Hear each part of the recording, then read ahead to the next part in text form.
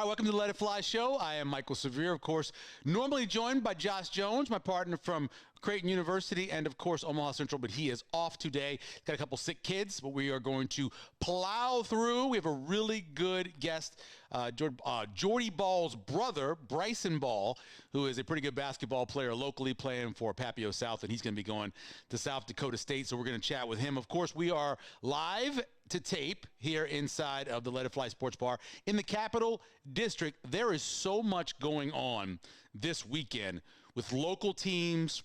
Obviously, the NFL is going to be an incredible Sunday. They got a bunch of great games. We'll get into those. So much going on down here. So come on and check it out. And if you're out west, of course, Let It Fly West is open up as well for you out in Elkhorn. You can certainly check that out. We are brought to you by our presenting sponsor, Bud Light. Just when you've been hanging out at Let It Fly Sports Bar, or maybe you're in your basement, or maybe you're in your garage or man cave or whatever else, it brings you easy drinking, easy buckets, easy spikes, easy touchdowns, easy base hits, everything easy to drink and easy to enjoy. Bud Light, we appreciate them. If you are looking for a place to get something to eat while watching great sports, Let It Fly Sports Bar is the place to go. As I mentioned, it's going to be a busy few days here. We tape this on a Thursday. So by the time Friday rolls around and this drops, Creighton will have already played their game at, I believe, 11 o'clock or noon local. Yeah, noon local against Texas. That's in-state college at Penn State. So by the time this drops, that match will be over, but good luck to Creighton on that. The winner gets the winner of Marquette and Penn State. So it's going to be tough to beat Penn State, whoever comes out of that first matchup. And then later in the evening, you've got Nebraska taking on Dayton. Now that's 30 minutes after A&M plays Wisconsin. So the winner out of Nebraska-Dayton, probably Nebraska, being they haven't lost to a set yet, playing the winner out of A&M and Wisconsin. That could be another matchup against Wisconsin for Nebraska. And you know they are great rivals at this point, don't like each other very much, and Nebraska took 2 from them already this season. So that would be a good matchup there. And then at night, Friday night, Nebraska plays Indiana. Nebraska basketball plays Indiana. So you got that going on as well. Just a busy Friday. And then Saturday, one of my favorite days of the entire college football calendar, Army playing Navy. This time it's in Maryland, Landover, Maryland, not in Baltimore like it has been, or in Philadelphia like it is a lot of time. This is more of a closer to D.C. a game for Army, Navy. Army is a favorite. A big favorite for this matchup, 6.5 points. But it's going to be great. All the pageantry, all the pomp and circumstance. It's awesome watching it. And it's basically the only game on when it's on. It's on like at 2 o'clock. And there is a bowl game, the Celebration Bowl, that comes on at 11 o'clock in the morning, Jackson State against South Carolina State.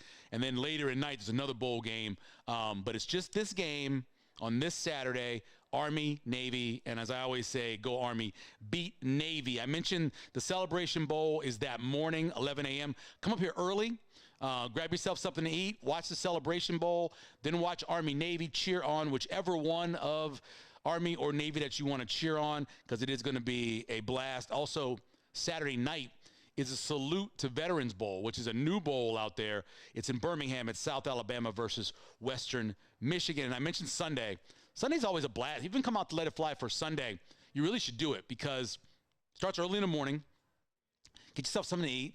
Grab a table. It's always better to reserve a table. Go to the website, Let It Fly Sports Bar website. Reserve a table there. That way you get here, you and your friends sit around, can watch all the games. I'm not sure we've had a Sunday, not in a while, as good as this with this many games. So you have at 3:25, you got Buffalo and Detroit. That's 10-3 Buffalo versus 12-1 Detroit. You got the 10-3 Steelers versus the 11-2 Eagles, right? That's the same time. And then the night game, 9-4 Packers versus the 8-5 Seahawks. That's a good Sunday of football. So come on out to Let It Fly Sports Bar and check that out and just hang out with some friends. As I said, it's easy to reserve a table. You reserve a table, you come out, watch games all day, eat all day, drink all day, have a great time. Get a designated driver, depending on what you're drinking. Because if you're going to drink like a fish, don't drive, swim home. You know what I mean? Headlines. What are you looking at me like that for? Headlines, Nebraska faces Boston College in the Bad Boy Mowers Pinstripe Bowl, which is right up there with the top stupidest names in bowl history. It just doesn't make a lot of sense because it's New York City. It's in Yankee Stadium. How many people in New York City, near Yankee Stadium in the Bronx, are mowing grass? You mow a lot of grass in New York City? Do you? Do you, Mac? I lived in the Bronx. Exactly. South Derima Street. We didn't mow any grass. It just didn't. Matter of fact, the easement, if there was grass on the easement, it was taken care of by the city. It wasn't so. Anyway, that's the name of the game. We'll break down, Josh and I, next week, more about Boston College and the matchup overall. But, so they changed quarterbacks. Boston College did. It was the 8th game of the season against Syracuse. It was halftime. Starting quarterback Castellano wasn't playing great. They were still winning because the quarterback for Syracuse threw 3 pick sixes in the game. So Boston College was winning, but they weren't playing well. So they benched the starting quarterback. They brought their backup in, Grayson James. Since he's been the quarterback, they're 3-1, 34 points a game, 227 yards passing a game, and this is crazy, 46 rushes a game for 212 yards over those 4 games. So really balanced. 212 yards rushing, 227 yards passing. It's a very balanced team with a new quarterback in there. They've been playing pretty well. Their 2 running backs are the law firm of Robichaux and McDonald. That's what they call them. Kyle Robichaux and Jordan McDonald. Nebraska is a small 2.5-point favorite. It did open up with Nebraska as much as a 4.5-point favorite. And with all the portal guys and people leaving, obviously the defensive coordinator, Tony White leaving, defensive line coach leaving, line has moved around, but it's sitting at about 2.5. A lot of the early bets have come in on BC. And like I said, next week we'll break the game down for you more, give you more of a breakdown of what's going to happen. And of course, we'll do the keys to the game as well. Headline number 2, it's funny because you look back at that class in 2024 for Nebraska, the recruiting class, and you think about all the things we were talking about. And one of the topics was the trifecta of players coming from Bellevue West, right? Well, right now, there are none left. All 3 have decided to enter into the portal. Dan O'Kaline, of course, the quarterback, he went in almost a week ago. Davon Hall and Isaiah McMorris, the 2 wide receivers, both of them in the portal as well. Hall doesn't surprise me. That one doesn't surprise me because Hall struggled to stay healthy in high school. At times kind of quit on his team a little bit. But Isaiah McMorris, you're talking about a 2-sport guy, really good basketball player, good slot receiver. I thought Isaiah would actually make it. I thought he would fit really well in the system, but he's decided to transfer as well. Not a surprise. Nebraska's got to cut down their roster from where it is right now to 105 basically by August. So Nebraska had 155 guys on the roster as of the middle of this year, right, at the most, and they got to get to 105 by August. So a lot of guys are going to be leaving and leaving out of there. Also, you've got 2 guys who maybe left or maybe didn't leave. So Emmett Johnson, the running back, as you know right now, is back again next year. He just kind of weighed his options. He never went into the portal because the portal didn't open up until officially Monday. Keona Davis, the defensive lineman, who a lot of people like, he did go in the portal. He decided. They hired a new defensive line coach, the guy out of Kansas City, the former assistant defensive line coach for the Kansas City Chiefs. And Keona Davis decided to come back. So he is back. But they did lose on the defensive line. Obviously, they're going to lose Ty Robinson and Nash Hutmaker. Those guys are graduating. Brody Talaloga, Kai Wallen, James Williams, Princewell Umanyalan, Jamari Butler, Vincent Jackson, all entered into the portal, taking a lot of the depth away from Nebraska. But portal is open. Nebraska's doing a great job. The last report that I had was the 5-star kid out of Missouri was looking to commit to Nebraska. You sure it's official? You sure it's all signed and everything? Because last thing I heard today at about 5 o'clock is that he was talking about it. They were pretty sure they were going to get it. His former high school coach is now at Nebraska, so that's a big part of it. He visited here last year. Is he in? Okay, awesome. So that's another defensive lineman that Nebraska can add to the mix. Didn't play a ton for Missouri last year. Really only played about 50 or 60 snaps. But he was a freshman, and so now he comes here to Nebraska. And then the other part of headline number 2 are all the coaches. John Butler, defensive backs coach, then interim defensive coordinator, now permanent defensive coordinator. That was named this week. Terry Bratton, he's the guy from Kansas City. He was the assistant defensive line coach for a number of years there in Kansas City. Now coming to Nebraska to be the D-line coach. And then, this is not completely official, but Phil Snow is believed, the former defensive coordinator for Matt Rule at Temple and also at Baylor and also at Carolina. He will be the associate head coach, kind of a walk-around guy helping everybody with defense. Phil Simpson, who was with Nebraska 2 years ago, is back after being at Florida State for 1 year. He's going to coach the edge rushers. And then Da'Keel Shorts, who is a former Kentucky wide receiver. He both played under and coached under Dana Holgorsen. He's coming back to be the wide receiver coach as well. So as fast as coaches leave, they come. I know there's a lot of panic about Tony White leaving. There's never really been a time where Matt Rule was the head coach of a football team and the defense wasn't good. It's just when you have a coach that concentrates on one side of the ball being good, they're going to be good. He's going to commit his best players to it. He's going to hire the best coaches for it. The defense is going to be good next year. I know they're going to have a lot of new faces, a lot of new guys, but they will be good next year because Matt Rule has good defenses. Now, he said today in a press conference, again, we're taping this on Thursday, that they've got to get better on offense. You know, they're ranking like 90th in offense in terms of yards per play, points per play. They're down there as well. That's something that's got to improve. You have to be top 40 in points per play if you're going to compete at a high level in the Big Ten. You have to. And Nebraska started off good, and by the end of the season, pretty miserable in it. So that's obviously something they got to get better on with Dana Holgorsen. Headline number 3, big one for Creighton against Alabama, 7:30 Saturday night on the SEC Network. Don't worry if you don't get that. Come on down here, whether in the Capital District or out west, they're having the big game party, right? So you can go out west to the Elkhorn location. Josh Jones is hosting that as well. Kind of make it feel like you're in CHI with all the other Creighton fans. You go out there to Let It Fly West and check that out. According to ESPN's matchup for the game, they give Bama a 77% chance of winning the game. Obviously, only a 23% chance of Creighton winning the game. The Tide is 7-2. They have losses to Oregon and a loss to Purdue.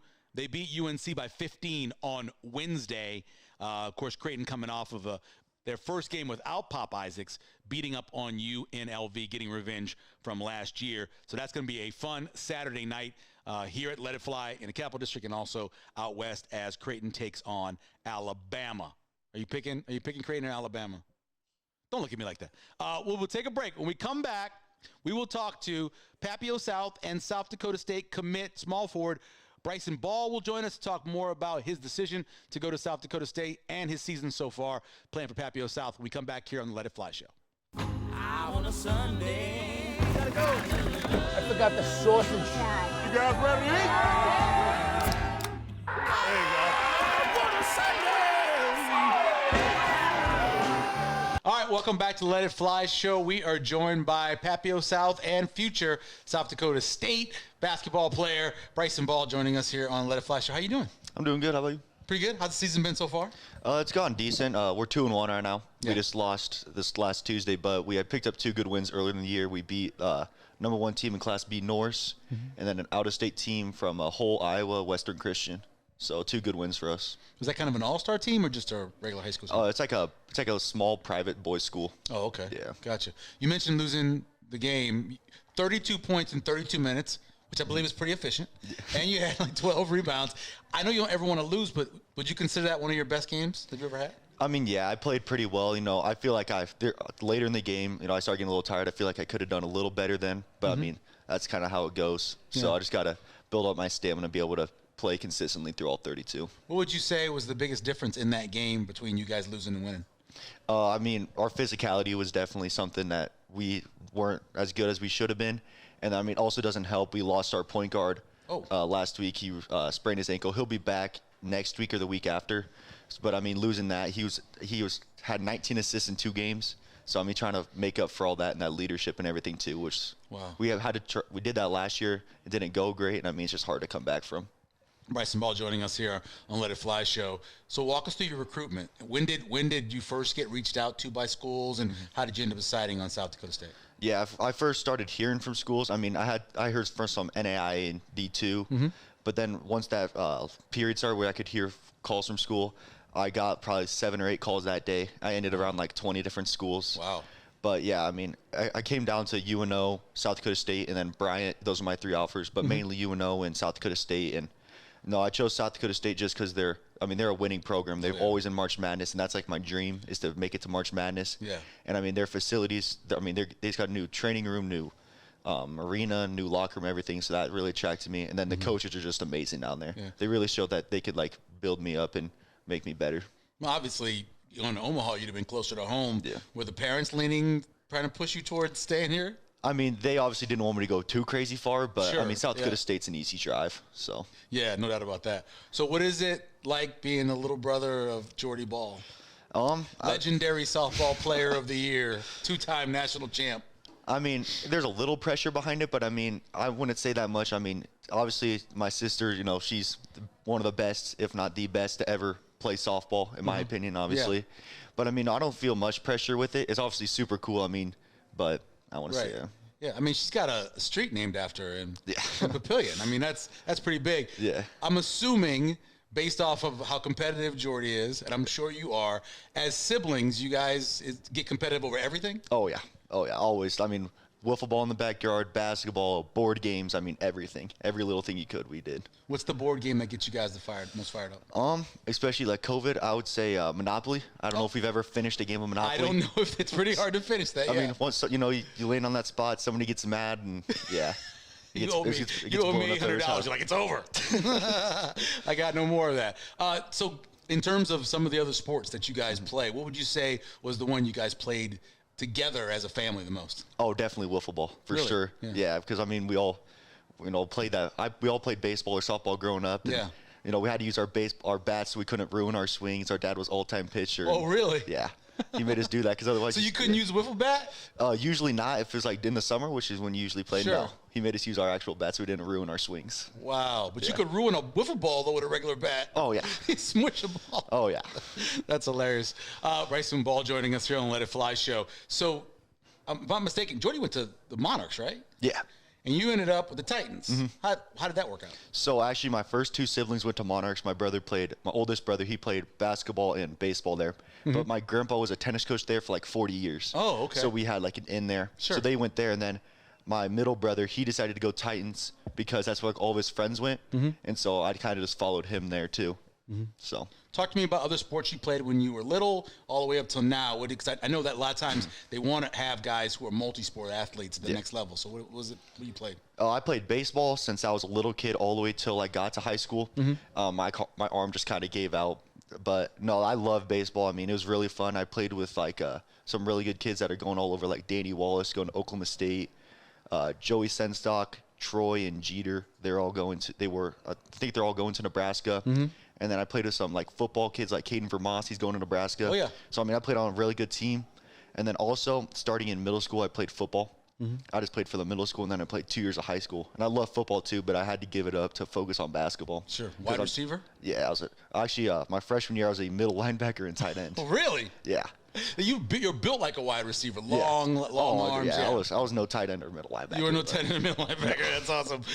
So walk me back to, and you may not even know it was happening, but when you hit that 1,000-point mark, mm-hmm. Did you know you were coming up to it? And what was that experience like when you did that? Yeah, I mean, I did it at Lincoln Northeast on a Saturday. I remember it. Uh-huh. I felt like a pressure, 'cause just knowing that in the back of your mind, you're going to hit that mark. Right. So, I mean, I really didn't play well that game. But once I hit it, it's kind of just like a relief off my shoulders. How much did you need coming in? I want to say roughly like 8 to 12, something around there. Oh, it wasn't a whole lot. It wasn't a whole lot before that game, no. Yeah, for a guy who's averaging like in the 20s, that wasn't a big deal. What was the shot? It was a corner 3 on the right corner next where our locker room was. Yeah, and everybody knew you went over 1,000 when you hit the shot? I don't know if any of my team really knew. I don't know for sure. That's awesome. Talk to me about who you pat in your game after. Is there somebody that, whether it be local level that you watched, or the high school, college, pro? I'd say definitely my freshman year, Daniel Brocale. He's at Morningside now. Yeah. He was kind of that mentor that I kind of grew up watching a little bit. Mm-hmm. So I always took like some leadership and some finishing and a little bit of everything off of him. And then just my shot, I really like watching Jared McCain. Just the way he can catch and shoot and get the shot off super fast. Mm-hmm. It's just incredible. I don't understand how he does it. I try to do it, but I'm not there yet, obviously. Yeah.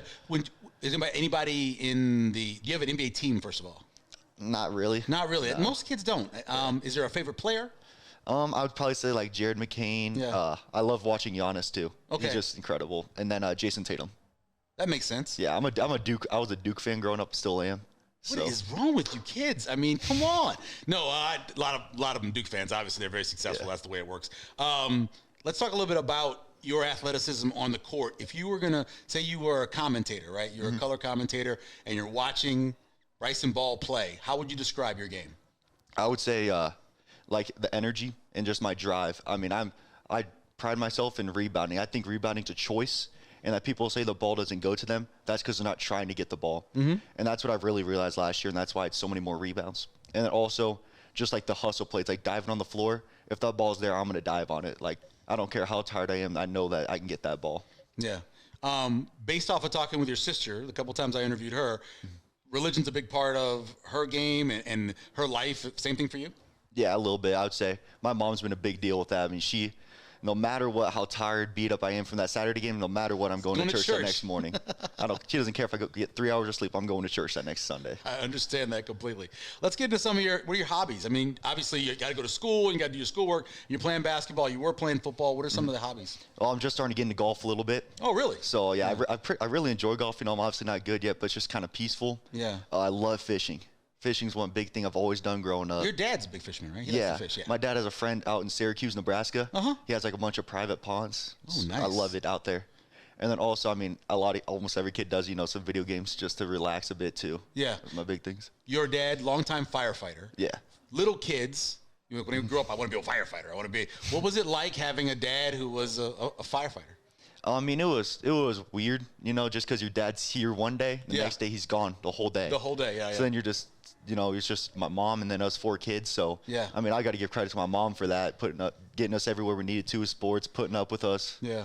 But I mean, no, it's weird. I don't know how to describe it really. Yeah. Did you ever get to ride in the truck? A couple times. Yeah, but I never front seat or like back in the where the back. The ladder is? No, I never got you on the front. Okay. My dad's a dude that gives like directions and stuff, so his navigator. Yeah, he's pretty important there. But that's awesome. That's cool. It's pretty cool. Video games at all? Yeah. What do you play? What game system first of all? Oh, Xbox. Oh, see, Xbox. There you go. Don't always PlayStation. Good. Okay. But no, I would say I always loved playing 2K. Obviously basketball. Sure. I mean, I played some Madden, some Fortnite, obviously. Yeah. My big I forgot to mention this competition, Call of Duty 2v2. Me and my brothers and my dad. That always ended in a fight too. We loved Call of Duty growing up. Your dad played Call of Duty with you guys? Oh yeah. Okay. All right. Oh yeah. That's awesome. That's pretty cool. Let's talk a little bit about. So we went over hobbies and obviously the golf. Something you can play for the rest of your life. By the way, it's a good sport to pick up. In terms of your future, your goals, what are those? Obviously, my main goal is to make it to March Madness once I get to college. Like that's what drives me. I mean, being able to like look at like a bracket and seeing that you are on a team that's on there, it'd be like a dream come true. Yeah. Every year I try to take a day off of school and just watch March Madness the whole day. Yeah. It's my favorite thing ever. Really? So yeah. I just love it. Like I'm not a big professional sports person. Right. I love college basketball. I love college football. Yeah. So how did Duke happen? I mean, because obviously you're near Creighton. The Big East is around us. Connecticut's really good. Why Duke? So it's actually my older brother Hayden. He was a Duke fan when I was little, like second and third grade. Right. So I just started following him, and yeah, I watch a bunch of games with him now and everything. Get super into it. And that was it. Yeah. That's awesome. So I've been, I don't know, like 10 years now. Yeah, I mean, you cheer for whoever you want. I mean, it's a bad choice, in my opinion, but that's how it works out. Did you get to go to like Nebraska basketball or Creighton basketball games growing up? I went to I don't think I've ever been to a Creighton game. Really? We can fix that. I remember. I mean, I've been to a couple Nebraska games here and there. Yeah. But yeah, I mean, I don't think I've ever been to a Creighton game. You definitely need to go to a Creighton game. It's right here. Yeah. I know you live in Papio and it's a trip.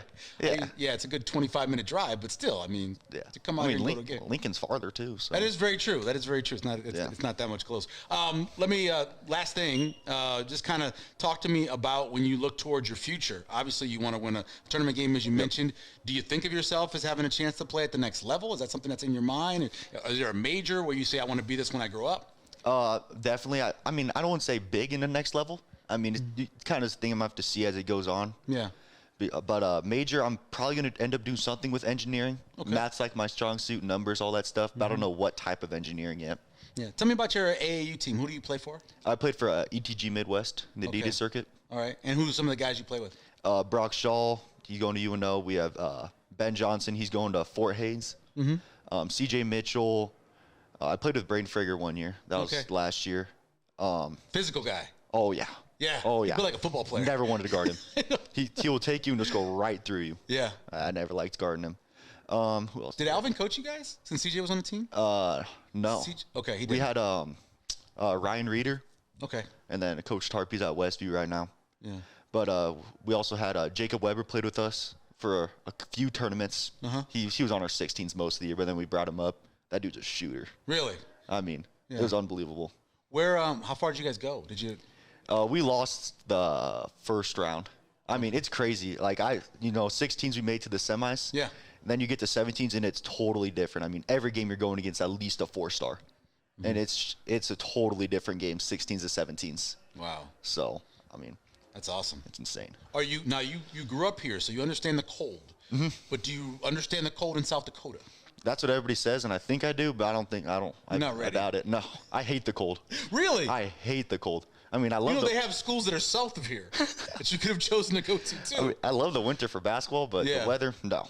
I can't Not a do it. fan. No. Well, good luck up there in the wintertime. And we appreciate you taking the time, man. Yeah, thank you. Thank you. All right, welcome back to the Let It Fly show. Thanks to Bryson Bahl for coming in and hanging out. I actually had to go.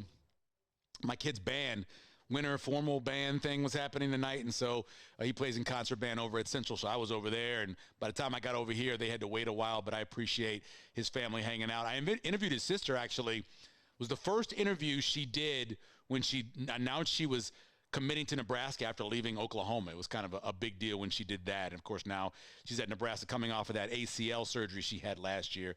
Looking forward to having a big year playing for the Big Red. Special thanks, Phil McLean, who, of course, is our executive producer. Mac is in the house. Mac Pittman running the board today. Val Elvis is off someplace, probably working, because that's all the kid does. Thanks to everybody who gets this show going. Also to our presenting sponsor, Bud Light. No matter where you're watching the game, whether you're here at Let It Fly out west, wherever you are, in your basement, man cave, it is a great thing to do. Brings you easy drinking, easy buckets, spikes, and touchdowns throughout Nebraska. Easy to drink and easy to enjoy. Thanks to Bud Light, our presenting sponsor. Also a reminder, if you're watching the show on YouTube, hit the subscribe button, hit the like button. It helps us out. The more subscribers, the better. We appreciate that. And if you're listening on Spotify or maybe iTunes or wherever else you're listening, like on there and follow as well. We really appreciate it. For Josh Jones, I am Michael Severe. We'll see you next week as we break down Nebraska and BC, the Bad Boys Mower Pinstripe Bowl next week on Let It Fly Show.